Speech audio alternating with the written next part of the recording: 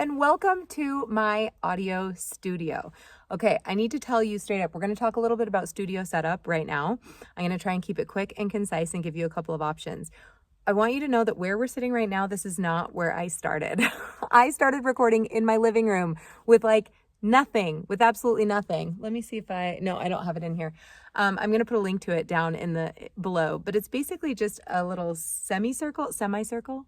I said it Canadian. A semicircle of foam padding that attaches to a mic stand with a microphone. And then I took a pillow and put it on top of that little semicircle, of foam. And that was all I had for sound treatment when I first started out. I had it in my living room. My living room was covered, it's just walls.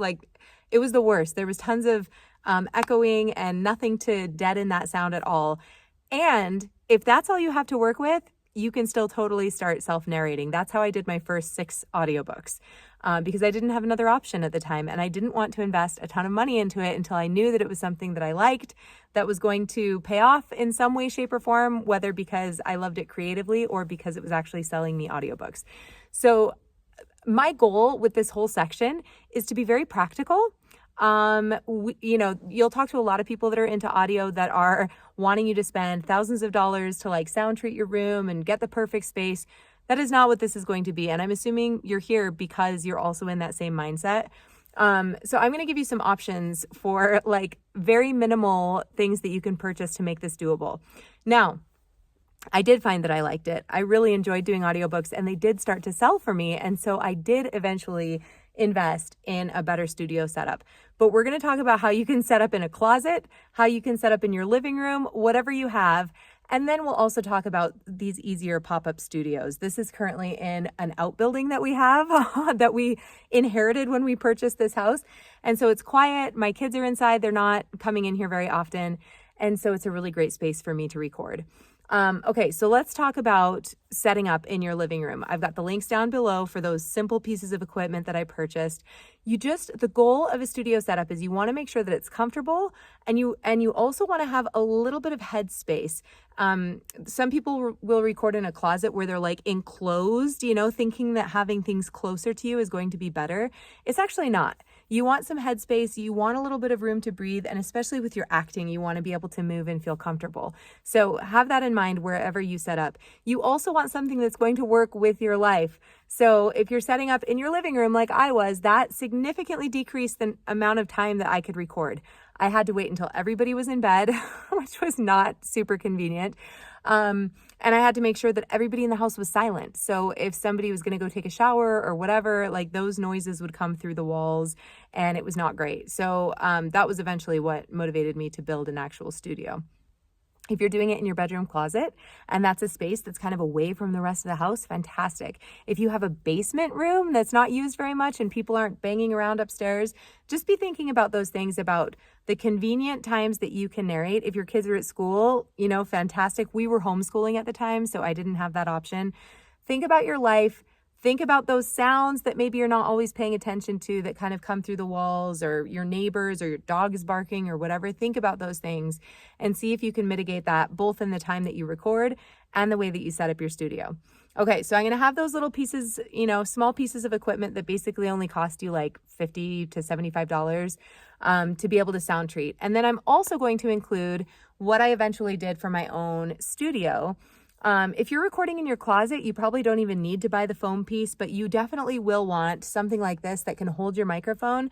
You're going to want some sort of pop filter. So I used to have a pop filter that was actually attached to my stand that kind of sat right here in front. You've probably seen those. When I was younger and recording, as a 17-year-old, I actually just stretched pantyhose across a cross stitch, frame, if you've ever seen that. That works. So if you don't want to buy a pop filter, you can totally go to Hobby Lobby or whatever, get a little cross stitch frame, stretch some pantyhose there, totally works. So there are a lot of cheap and free options that you can use.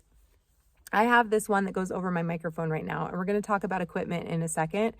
But yeah, you're going to want a mic stand, something, again, looking for something that's comfortable, that lowers the barriers to entry of recording. You don't want it to feel like a difficult thing. You want it to be set up so that you can hop in there and record.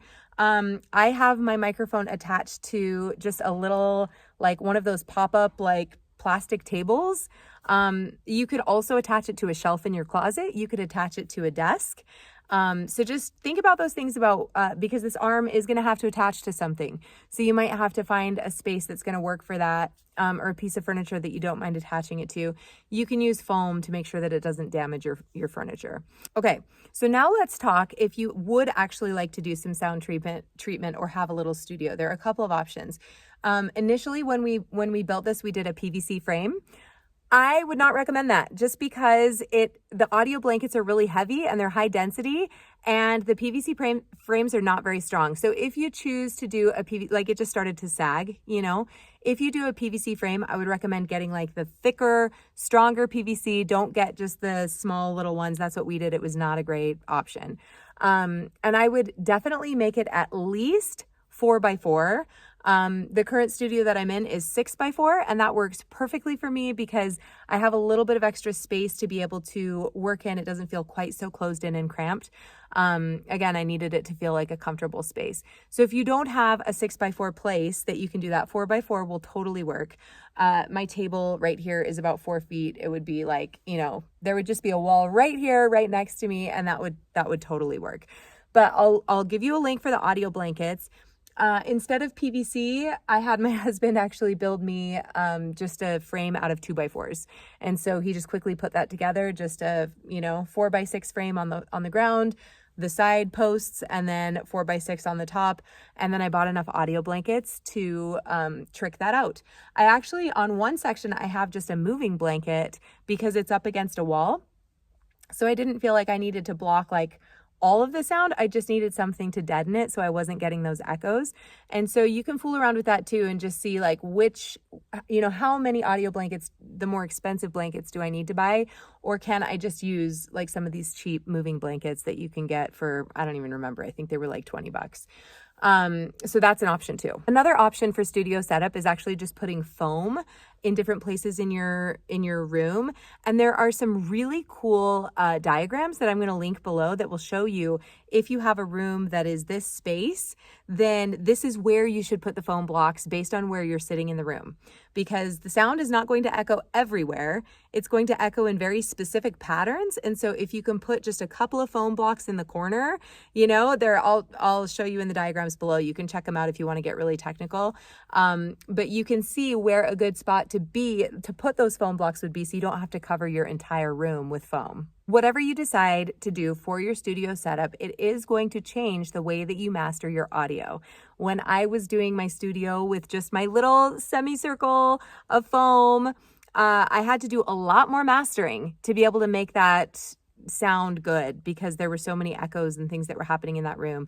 I actually have a friend that is an audio engineer. He works at a university here, and I reached out to him and was like, can you please give me some options for how I can do this so that it's doable? And it does, I know it's not going to sound amazing because it's not the best input, but how can I make this doable and make it hit these levels that ACX needs?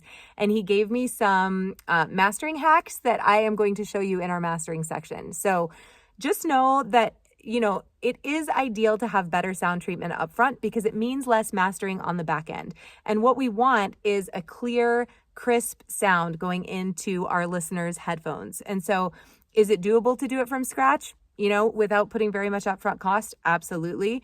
But as you progress, you're going to see that the audio quality is way better the less mastering that you have to do. So just keep that in mind with your studio setup. But again, that's how I started. It was totally great.